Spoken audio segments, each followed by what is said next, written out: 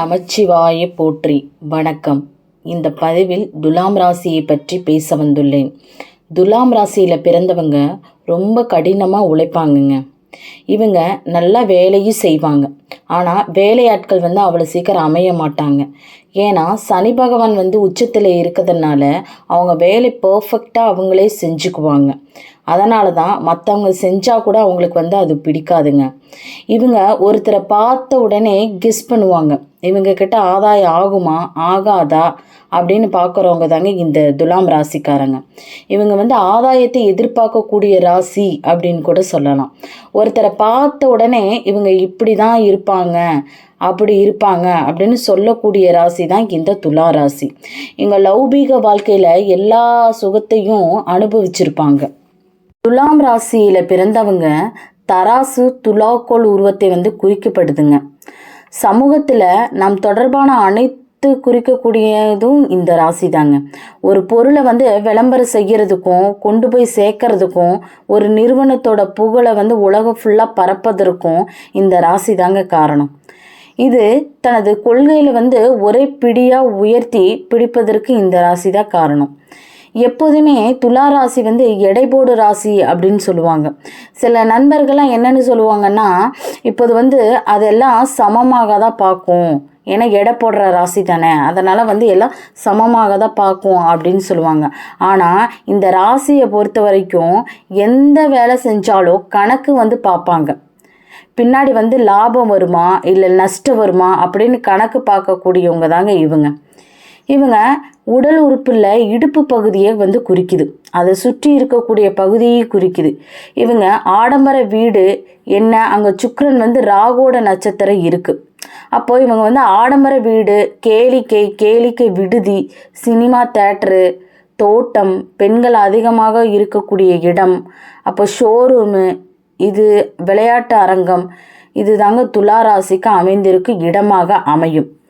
துலா ராசிக்காரங்க அலங்கார பொருட்கள் விற்பனை, கண்ணாடி தொழிற்சாலை, அழகு நிலையம் வைக்கிறது, நறுமண பொருட்கள் விற்கிறது, உற்பத்தி செய்கிறது, ரத்தன வியாபாரம் செய்கிறது, பழம் வியாபாரம் பண்ணுறது, பணப்பயிர் வியாழாண்மை பண்ணுறது, அடுத்து வட்டி தொழில், இதெல்லாம் துலா ராசி பண்ணாங்க அப்படின்னா அந்த தொழில் மிகச் சிறப்பாக அமையுங்க.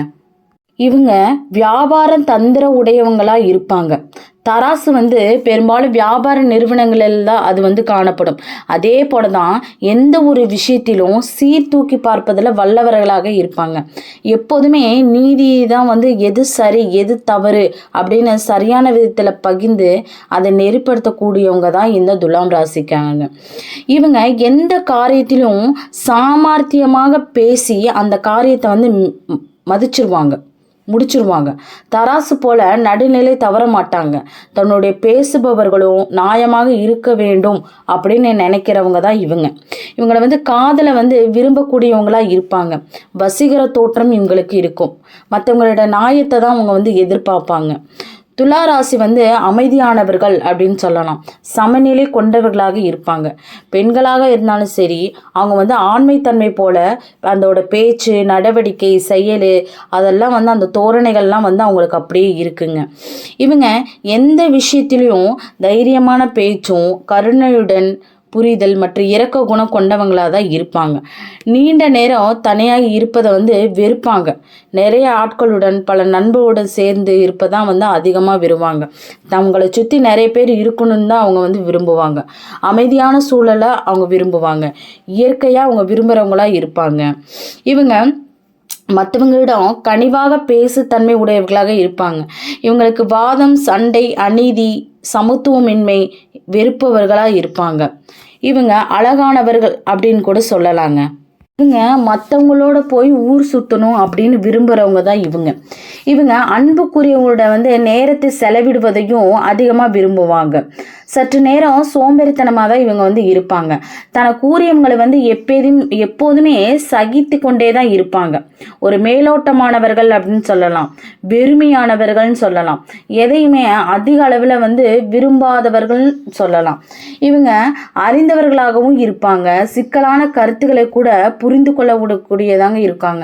இவங்க வந்து நேர்மை, சமநிலை, நல்லிலக்கணம் இதெல்லாம் குறித்து தான் ஒரு வாழ்க்கை சூழலை வந்து அமைச்சுக்குவாங்க. இவங்க ராஜதந்திரமாக யோசிப்பாங்க. அநீதின்னு எதாவது வந்தால் அதுக்கு போராடுவதில் வந்து பின்வாங்கவே மாட்டாங்க. அநீதிக்கு வந்து எதிராக குரல் கொடுக்குறவங்கள தான் இருப்பாங்க இந்த துலாம் ராசிக்காரங்க. இந்த துலாம் ராசி வந்து மேற்கு திசையை குறிக்கிறதுனால இவங்களோட இருப்பிடமாகட்டும், வீடாகட்டும் அல்லது தொழில் ஸ்தாபனமாகட்டும் எல்லாமே மேற்கு திசையில் அமைஞ்சா இவங்களுக்கு வந்து மிகவும் சிறப்பானதாக இருக்குங்க. இவங்க வியாபாரம் செய்வதில் அதிகம் நாட்டமுடையவர்களாக இருப்பாங்க. மற்றவங்களோட உபயோகம் இல்லாமல் தன் நேரங்களை வந்து செலவிட மாட்டாங்க.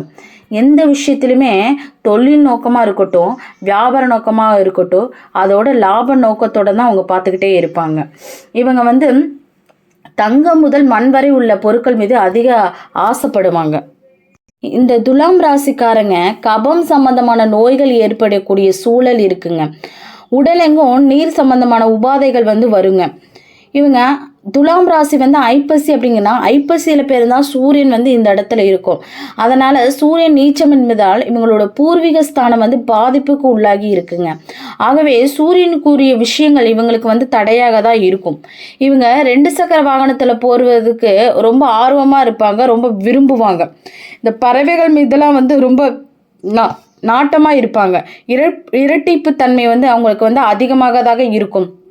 இந்த துலாம் ராசி வந்து அடிவயிறு சம்மந்தப்பட்டனால கர்ப்பப்பை சம்பந்தமான, மலக்குடல் சம்பந்தமான சிறு சிறு உடல் உபாதைகள் இருக்கக்கூடிய வாய்ப்பு அதிகமாக இருக்குங்க. இவங்களுக்கு வந்து கருமுட்டை, அடிவயிறு சம்பந்தமான உடல் உபாதைகள் வரக்கூடிய நிலையை ஏற்படுங்க. சிறுநீர் சம்பந்தமான சிறு சிறு உடல் உபாதைகள் ஏற்படுறதுக்கு வாய்ப்பு இருக்குதுங்க. இந்த தராசு வந்து எப்படி ஒரு துல்லிய அளவினை காண்பிக்கிறதோ அதே போல தான் தன்னுடைய வேலையை வந்து துல்லியமாக செய்து முடிப்பதில் வல்லவராக இருப்பாங்க. இவங்களுக்கு அது கணவனாக, மனைவியாக இருந்தாலும் சரி, நட்பு ரீதியாக இருந்தாலும் சரி, தராசு எப்படி சிறிதான பொருள் வைத்தாலும் சமமான ஒரு நிலையை நிற்கின்றதோ அதே போல தான் உடன் இருப்பவங்களையும் சமாதான பேசுவதில் அவருக்கு இணையாக இறங்கி ஆலோசனை சொல்வதில் வல்லவராக இருப்பாங்க. தராசுக்கு வந்து எப்பயுமே ஓய்வு என்பது கிடையவே கிடையாதுங்க. எந்த நேரத்தில் உபயோகிச்சா கூட தன்னோட பணியை வந்து சரியான முறையில் காட்டுமா. அதே போல தான் இந்த துளாராசி அன்பர்களும் நேர கால தவறாமல் தன்னுடைய பணியை வந்து எந்த நேரத்தில் செய்து முடிக்கணும் அப்படிங்கிற ஆற்றல் கொண்டவர்களாங்க இருப்பாங்க. இந்த தராசு வந்து எப்படி வந்து மற்றவங்களோட பார்வைக்கு முன்பாக வைத்து உழைக்கின்றதோ அதே போல தான் இந்த துலாம் ராசி அன்பர்களும் மக்கள் மத்தியில் ஒரு நல்ல நிலையில் இருக்கக்கூடிய அன்பராக தான் இவங்க வந்து இருப்பாங்க. இந்த துலாம் ராசியில் பிறந்தவங்க செல்வாக்கு பெற்றவங்களாக இருப்பாங்க. நண்பர்களை வந்து ஆதரிக்கிறவங்களாகவும் இருப்பாங்க. நளினமான மற்றும் சுகமான வாழ்க்கையை தான் வாழக்கூடியவங்களும் இருப்பாங்க. இவங்க வந்து பூமி, நிலம், வீடு போன்ற சொத்துக்களையும் வண்டி வாகனங்களையும் பெற்றிருப்பாங்க. இவங்க குடும்பத்தில் அதிகமான நபர்கள் தான் இருப்பாங்க. இவங்களுக்கு செல்வாக்கு, அதிகாரம், உயர் பதவி இதெல்லாம் வந்து நட்பை பெற்றிருப்பாங்க. உறவினர்கள் வந்து குடும்பத்தில் ஆதரவுடன் வந்து இருப்பாங்க. இருதார மன வாழ்க்கையை அமையலாங்க, ஒரு சில பேருக்கு அமையலாம். பேச்சில் ஆணித்தரமாகவும் வியாபார நோக்குகள் கொண்ட பேச்சாகவும் தான் இவங்க வந்து பேசுவாங்க. எந்த ஒரு செயலுமே செய்யாட்டினா கூட வியாபாரம் பேசி தான் அந்த வேலையை வந்து முடிப்பாங்க. அதிகமாக மற்றவங்களோட நெருங்கி பழகவும் மாட்டாங்க. தங்கள் குடும்பத்தை விட்டு மற்றவங்களோட விவகாரங்களில் தடையிடவும் மாட்டாங்க. ஆடை அலங்கார பிரியல் கூட சொல்லலாம். இவங்களுக்கு வந்து ஆன்மீக எண்ணங்கள் வந்து அதிகமாக இருக்குங்க. இவங்க வந்து சொந்த ஊரை விட்டு வேறு இடத்துல வசிப்பவர்களாக இருப்பாங்க. எந்த ஒரு செயலை செஞ்சால் அந்த காரியத்தில் வந்து கண்ணாக இருந்து தான் செயல்படுவாங்க. சட்டத்திட்டங்களுக்கு உட்பட்டவர்கள் அப்படின்னு கூட சொல்லலாம். இவங்க ஏழை எளியவருக்கு உதவ வேண்டும் அப்படிங்கிற மனப்பான்மை நிறைந்தவர்களாக இருப்பாங்க. வெளியில் சொல்ல முடியாத விஷயங்களை வந்து மனசுக்குள்ளேயே தான் அவங்க வச்சுருப்பாங்க. இவங்க மறைமுக எதிரிகள் இருப்பாங்க. இவங்களுக்கு பெற்றோருக்கும் பெரியோருக்கும் முக்கியத்துவம் கொடுப்பாங்க. தர்ம சிந்தனை உடையவர்கள் அப்படின்னு கூட சொல்லலாங்க. இவங்க அற்ப விஷயங்களுக்காக தன்னை மாற்றி கொள்ளாதவர்கள் அப்படின்னு சொல்லலாம். இவங்க சகோதர வழியை சென்று உதவி வம்பை தேடி கொள்வாங்க. இந்த துலாம் ராசியில் பிறந்தவங்க காற்று தத்துவத்தை கொண்டதுனால நீங்கள் எந்த ஒரு கோயிலுக்கு செஞ்சாலும் நீங்கள் என்ன பண்ணினாலும் உங்கள் பெயருக்கோ உங்கள் நட்சத்திரத்துக்கோ முதல்ல அர்ச்சனை செஞ்சுக்கோங்க. அதே போல் அந்த கோயிலில் இருக்கிற தெய்வத்தோட மூல மந்திரம் அல்லது காயத்ரி மந்திரம் அல்லது தெய்வத்தினோட பெயர், அதுக்கு முன்னாடி ஒரு ஓம் போட்டுக்கோங்க. அந்த ஓம் அந்த தெய்வத்தின் பெயர் போற்றி போற்றி. இப்படி உங்களுக்கு மந்திரமே தெரியலனாலும் சிம்பிளாக இப்படி கூட சொல்லுங்க, போதுமானது.